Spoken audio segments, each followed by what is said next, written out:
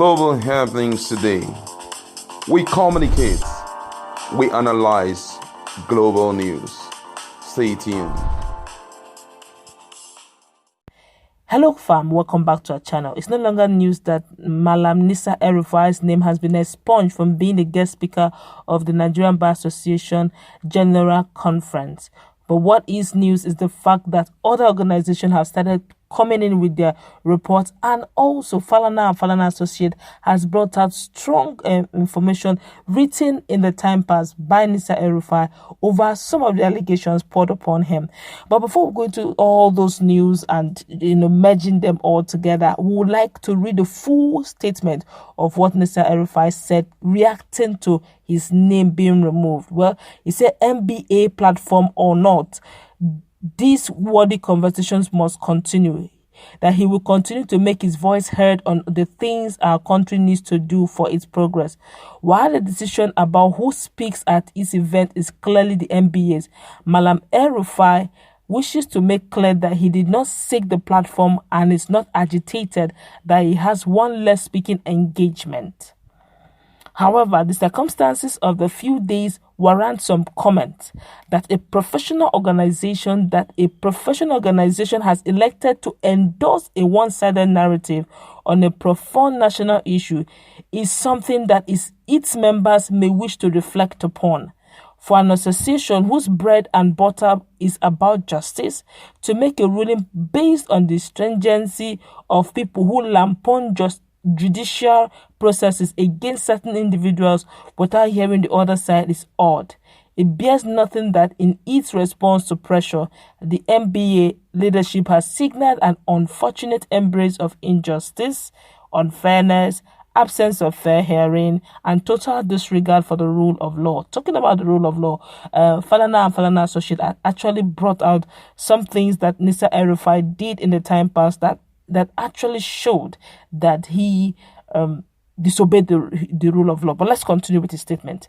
He said the defamatory statement in the petition is another matter entirely, and they will get the appropriate response, which means very soon they may be getting something from Nisa El-Rufai concerning what they have done against him. Malam Nisa El-Rufai has taken several actions on the security, institutional and technological front to address the legacy of violent strife in the state. He is the governor that made permanent military and police bases a reality in southern Kaduna after close to 40 years of waiting.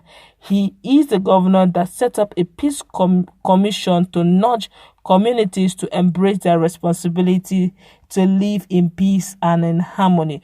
Now, the truth be told, there are other persons also who have reacted to the issue of MBA, that's the Nigerian Bar Association, removing the name of Nisa El-Rufai, where the Islamic movement in Nigeria, IMN, otherwise known as the Shiite, has commended the National Executive Committee of the Nigerian Bar Association, NBA, for withdrawing its invitation to Governor Nisa El-Rufai of Kaduna State to speak at the association annual general conference coming up later this month. IMN's position was contained in the letter written to the Bar Association and signed by the president of the movement's media forum, Ibrahim Musa.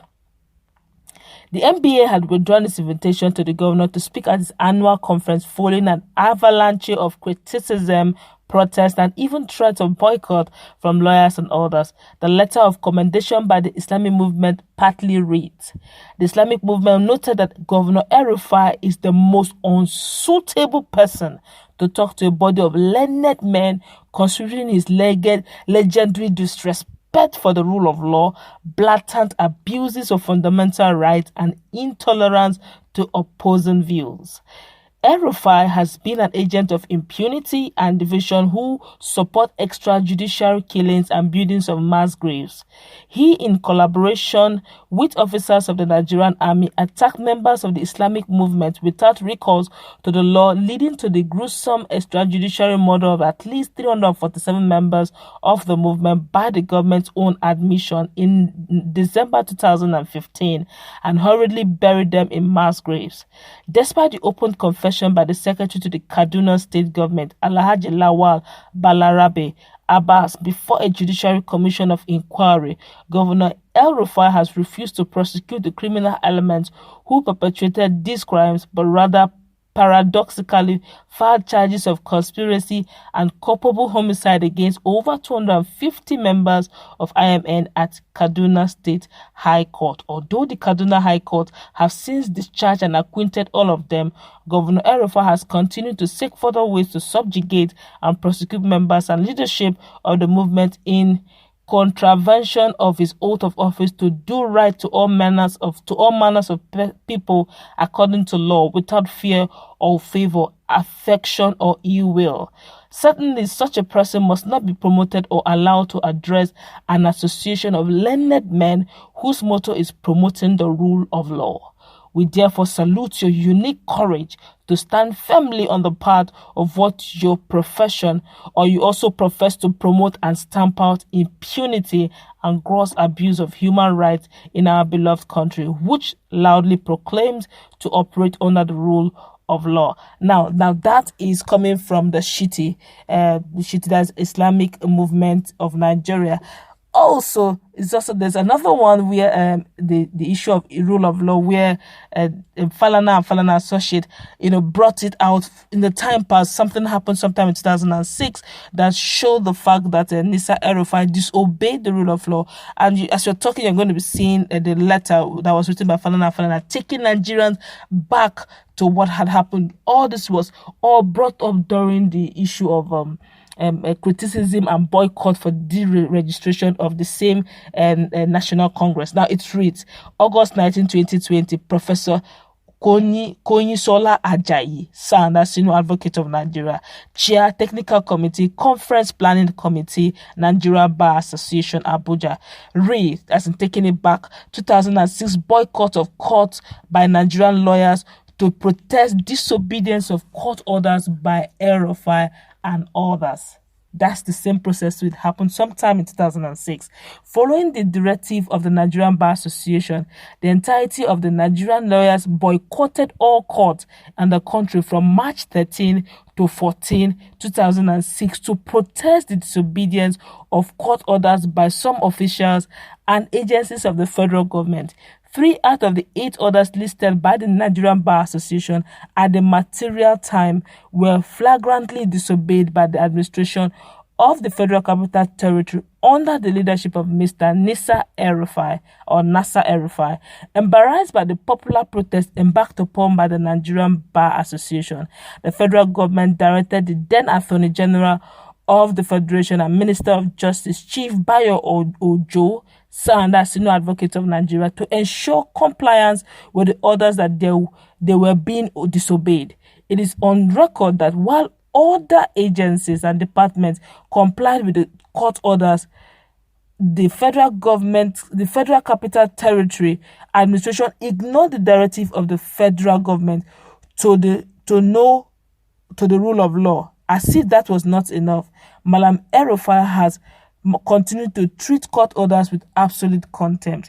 Now, this is actually it's actually a reminder, so to speak, of what actually happened in 2006.